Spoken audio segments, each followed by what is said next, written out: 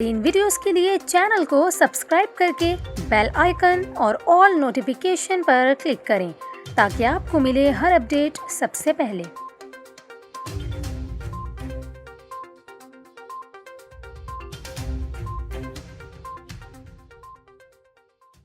अस्सलामुअलैकुम नाजरीन, अभी आपको बताएं कि वज़ीर तालीम सिंध सईद गनी ने एक मरतबा फिर से स्कूल्स बंद करने का इंदिया दे दिया है।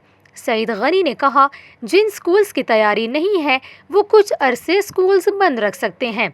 अगर वालिदैन चाहें तो वो बच्चों को स्कूल्स जाने से रोक सकते हैं। उन्होंने कहा, इंतज़ामिया के लिए मुमकिन नहीं कि हर स्कूल में जाकर SOPs चेक करें।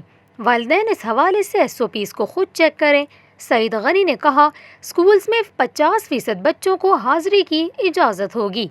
हम तलबा की रहनुमाई के लिए मॉडल एग्जामिनेशन पेपर जारी करेंगे। अब तक कॉलेजेस में कोरोना वायरस की 1.9% शरह है। हमने स्कूल्स और कॉलेजेस में कोरोना के टेस्ट करवाए हैं।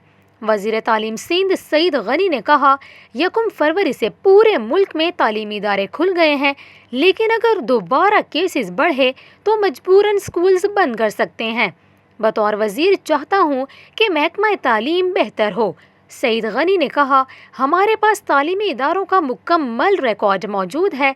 80,000 से ज़ायद वैक्सीन विफाक से सिंध को मिलेगी। पहले मरहले में पैरा मेडिकल स्टाफ को वैक्सीन दी जाएगी।